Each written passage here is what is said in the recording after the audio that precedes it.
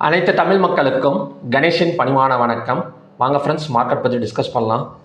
இன்றைக்கும் பார்த்திங்க அப்படின்னா ஒரு நெகட்டிவ் சைடு தான் க்ளோஸ் ஆக போகுது. Bank Nifty, Sensex, fin Nifty, mid cap Nifty எல்லாமே நமக்கு தொடர்ந்து இறங்கிட்டு இருக்கு அப்படிங்கிற மாதிரி சொல்லலாம்.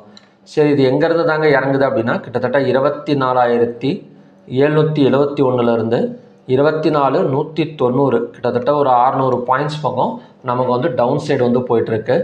ஸோ இதுக்கு என்ன ரீசன் அப்படின்னா மார்னிங்கில் வந்த ஒரு நியூஸ் அப்படிங்கிற மாதிரி சொல்லலாம். ஸோ அந்த நியூஸை பற்றி நம்ம டிஸ்கஸ் பண்ணோம். ஓகேங்களா, இன்றைக்கி நிஃப்டி எக்ஸ்பைர்னால சொல்லவே தேவையில்லை. ஆல்ரெடி நமக்கு குளோபல் நியூஸும் நமக்கு கொஞ்சம் நெகட்டிவ் வந்தது. அது மட்டும் இல்லாமல் ஐடி செக்டார் இன்றைக்கி சரியாக பர்ஃபார்மன்ஸ் பண்ணலை, ஒரு க்ரீன் சைடு அப்படிங்கிற மாதிரி எடுத்துக்கலாம். ஸோ எல்லாமே சேர்ந்து நிஃப்டியை கொஞ்சம் மேலே வராமல் தடுத்துட்டு இருக்கு. ஓகே, ஸோ நாளைக்கான சப்போர்ட் அண்ட் ரெசிஸ்டன்ஸ் பார்க்குறதுக்கு முன்னாடி நாம் ஒரு சில நியூஸ் அண்ட் டேட்டாஸை பார்த்துட்டு சப்போர்ட் அண்ட் ரெசிஸ்டன்ஸ் டிஸ்கஸ் பண்ணலாம்.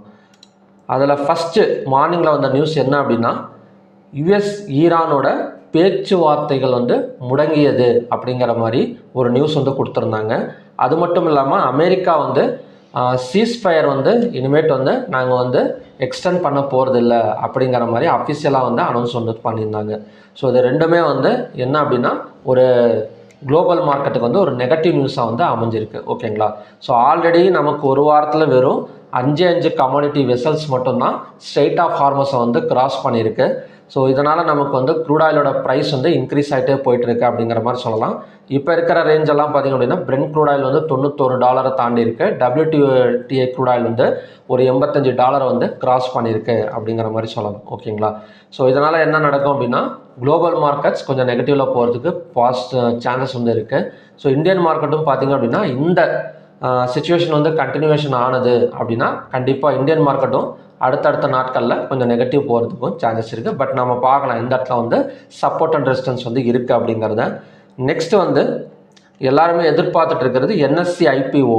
So NSE IPO September month release ஆகக்கூடிய வாய்ப்புகள் இருக்குது அப்படிங்கிற மாதிரி செபி அனௌன்ஸ் பண்ணியிருக்கிறாங்க. ஸோ இதோட வேல்யூவேஷன் எவ்வளோங்க இருக்கும் அப்படின்னா 4.75 lakhs crore-லேருந்து 5.26 lakhs crore வரைக்கும் இந்த வேல்யூவேஷன் இருக்கிறதுக்கான சான்சஸ் இருக்குது. ஸோ இதோட பேச்சுவார்த்தை, இதோட விலை அதாவது இதோட ப்ரைஸ் எந்த அளவுக்கு நிர்ணயிக்க போகிறாங்க அப்படின்னா 2000-லேருந்து 2100 வரைக்கும் வரதுக்கான சான்சஸ் இருக்குது. ஓகேங்களா, ஸோ பார்க்கலாம். இது எப்படியும் பார்த்திங்க அப்படின்னா செப்டம்பர் ஒரு செகண்ட் ஹாஃபுக்கு மேலே, அதாவது செப்டம்பர் 15ஆம் தேதிக்கு மேலே இந்த IPO-க்கான டேட்ஸ் அனௌன்ஸ் பண்ணிடுவோம் அப்படிங்கிற மாதிரி NSE தெரிவிச்சிருக்கிறாங்க. ஸோ இது ஏன் முக்கியமாக பார்க்கப்படுது அப்படின்னா F&O NSE-யை பொறுத்த வரைக்கும் ஃபுல் அண்ட் ஃபுல் நமக்கு டிரைவேட்டிவ்ஸ் மார்க்கெட்டுக்கான ஒரு பிளாட்ஃபார்ம் அப்படிங்கிற மாதிரி சொல்லலாம். ஸோ BSE எடுத்துக்கிட்டோம் அப்படின்னா ஒரு லாங் டேர்முக்கான பிளாட்ஃபார்ம். பட் NSE-ங்கிறது ஒரு டிரைவேட்டிவ்ஸ்க்கான பிளாட்ஃபார்ம். கண்டிப்பாக NSE IPO வந்தது அப்படின்னா ஒரு நல்ல ஒரு growth கொடுக்கும் அப்படின்னு எல்லாருமே நம்புகிறாங்க. பார்க்கலாம் எவ்வளோ தூரம் வருது அப்படின்னு. ஸோ ஆல்ரெடி BSE நமக்கு நல்ல ஒரு இன்க்ரீஸ் கொடுத்துட்டு தான் வந்திருக்கு. ஓகேங்களா, இப்போ BSE IPOலாம் வந்ததுலேருந்து பார்த்திங்க அப்படின்னா BSE கொஞ்சம் இம்ப்ரூவ் ஆகிட்டு தான் வந்திருக்கு. இப்போ சமீபத்தில் தான் இந்த பிரச்சனைகளால் நமக்கு BSE-யோட பங்கு கொஞ்சம் குறைஞ்சிருக்கே தவிர, பட் ஓவராலாக பார்த்தோம் அப்படின்னா ஒரு இந்தியன் மார்க்கெட்டை வச்சு பார்த்தோம் அப்படின்னா இந்த NSE and BSE stock price increase ஆகிறதுக்கான சான்சஸ் இருக்குது. ஓகேங்களா, நெக்ஸ்ட்டு அதாவது USNY செர்ஜியோ கார் இந்த US இந்தியா ட்ரேட் டீலை பற்றி ஒரு நியூஸ் அனௌன்ஸ் பண்ணியிருக்கிறாரு. அதாவது இந்தியாவுக்கும் US-க்கும் ஒரு $240 பில்லியன் இப்போதைக்கு வர்த்தகம் ஆகிட்டுருக்கு. இது 2030க்குள்ளார ஒரு $500 பில்லியன் வர்த்தகம் ஆகிறதுக்கான சான்சஸ் இருக்குது அப்படிங்கிற மாதிரி இவர் ஒரு நியூஸ் வெளியிட்டிருக்கிறார். ஓகேங்களா, ஸோ இது பாசிட்டிவ் நியூஸாக வந்திருந்தா கூட பட் இன்றைக்கி சுத்தமாக வேலை செய்யலை நிஃப்டியில் அப்படிங்கிற மாதிரி சொல்லலாம். இது எந்த ஒரு கம்பெனியை நோக்கி சொல்லியிருக்காரு அப்படின்னா IT and services, pharma, defence, electronics and semiconductors, energy, manufacturing investment, and emerging technologies. So இந்த மாதிரி செக்டாரெல்லாம் க்ரோத் ஆகும் அப்படின்னு சொல்லிட்டு இந்த நியூஸ் வெளியிட்டிருக்கிறார் இவர். இதை இப்போ தான் சொல்லியிருக்காரா அப்படின்னு கேட்டிங்கன்னா கிடையாது. இதுக்கு முன்னாடி இவர் ஒரு 6 மாதத்துக்கு முன்னாடியோ 3 மாதம் ஒரு 6 மாதம் இருக்குன்னு நினைக்கிறேன். இவர் வந்து இந்தியா வந்து விசிட் பண்ணுறதுக்காக வந்திருந்தார். சர்ஜியோ கார் அப்படிங்கிறவர். அவர் அப்போ வர்றப்பே இதே மாதிரி தான் சொல்லிட்டு போனார். ஒரு $500 பில்லியன் வரைக்கும் இந்தியாவுக்கும் நம்மளுக்கு வந்து ஒரு ட்ரேடு இது வந்து இருக்குது அப்படிங்கிற மாதிரி சொல்லிட்டு போனார். அந்த டைமில் நிஃப்டி கொஞ்சம் மேலே வந்தது. பட் இந்த தடவை பார்த்தீங்க அப்படின்னா நிஃப்டி சுத்தமாக வந்து நகரவே இல்லை இன்றைக்கி.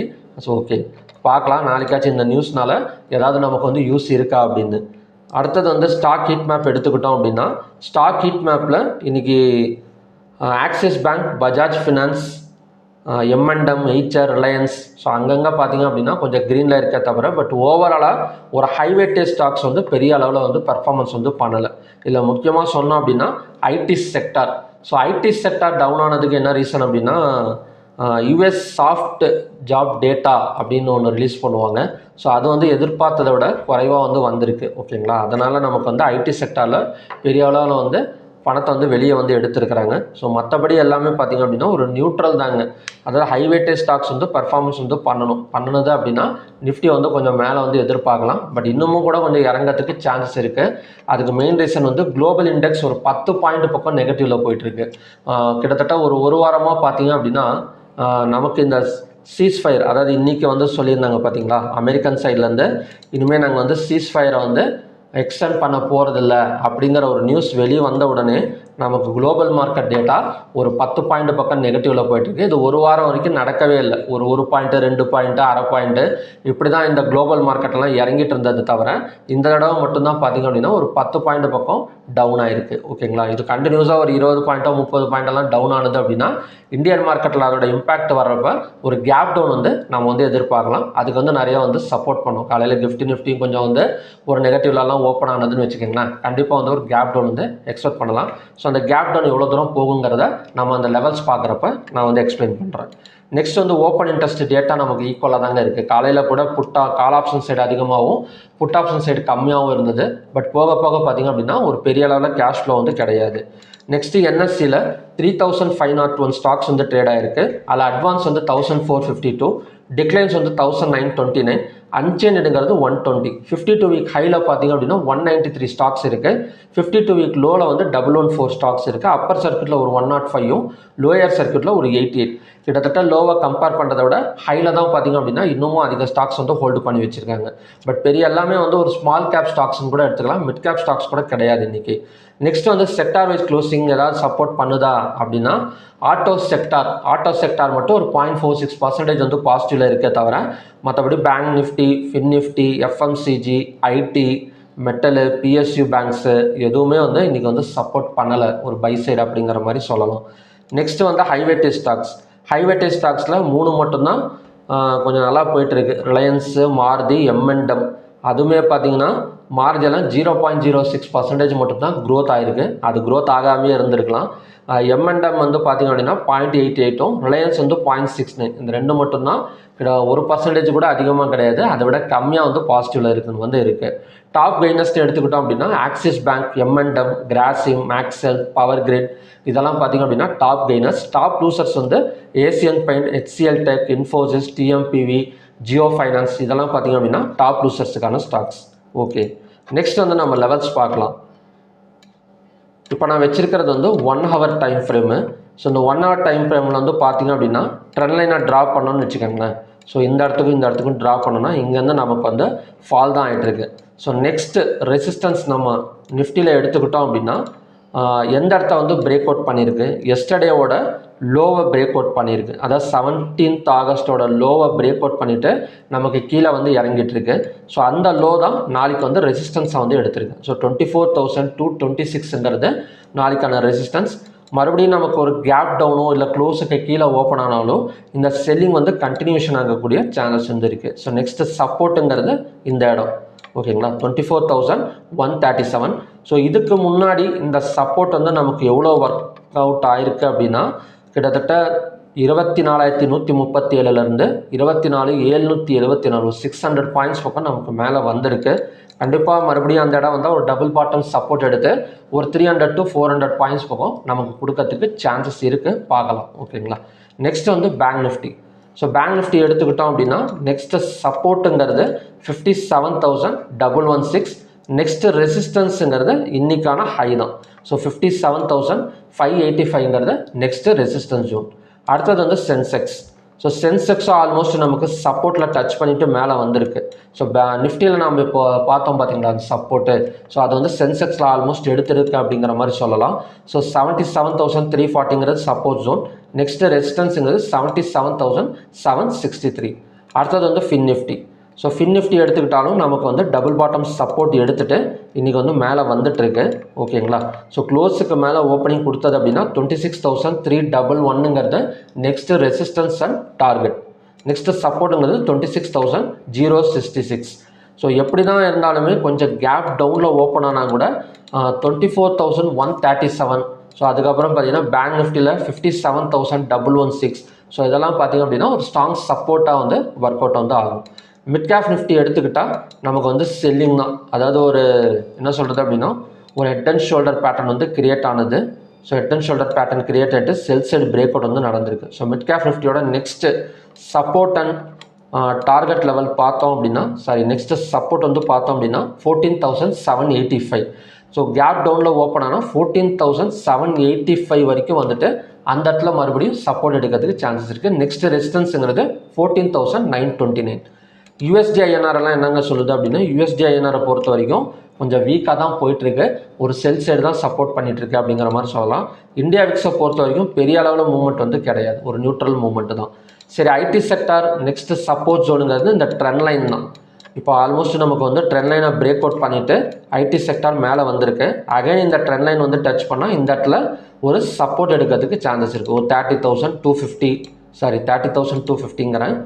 இந்த ட்ரெண்ட் லைனை டச் பண்ணுறப்ப 29,800 29,850 இதெல்லாம் பார்த்திங்க அப்படின்னா நிஃப்டி ஐடிக்கான சப்போர்ட் ஜோன். ஓகேங்களா. ஸோ நிஃப்டி ஐடியில் நம்ம வந்து எஃப்என்டோ பண்ண முடியாதுங்களா அப்படின்னா ஸோ அதை வச்சு நம்ம வந்து ஸ்டாக்ஸ் வந்து பார்த்துக்கலாம். ஓகே, நெக்ஸ்ட்டு வந்து நம்ம க்ரூட் ஆயிலுக்கு போயிடலாம். இப்போ க்ரூட் ஆயில் எடுத்துக்கிட்டோம் அப்படின்னா நம்ம வந்து காலையிலேயே மார்னிங் வீடியோலேயே வந்து பார்த்துருந்தோம். இந்த வார் வந்து அகைன் வந்து கண்டினியூ ஆகிற மாதிரி தெரிகிறதுனால நமக்கு வந்து ஆயில் வந்து கிட்டத்தட்ட ஒரு 84.85 எல்லாம் போயிருக்கு. அதாவது 85 வரைக்குமே போயிருக்கு. ஸோ நெக்ஸ்ட்டு ரெசிஸ்டன்ஸ்னு எடுத்துக்கிட்டோம் அப்படின்னா 8,251. நெக்ஸ்ட்டு சப்போர்ட்டுங்கிறது 7,961. அடுத்தது வந்து நேச்சுரல் கேஸ். இப்போ நேச்சுரல் கேஸும் நமக்கு சப்போர்ட் எடுத்துகிட்டு மேலே வந்துட்டுருக்கு. ஸோ அதனால் இப்போதைக்கு இந்த ரெசிஸ்டன்ஸை வந்து எடுத்துடுறோம். ஓகேங்களா. ஸோ ஹையை பிரேக் அவுட் பண்ணால் இன்றைக்கான ஹை வந்து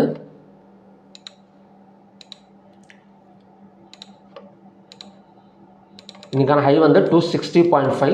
இதையும் பிரேக் அவுட் பண்ணால் 268 ஆர் 270 எல்லாம் வரதுக்கான பாசிபிலிட்டிஸ் வந்து நமக்கு வந்து நேச்சுரல் கேஸில் வந்து இருக்குது.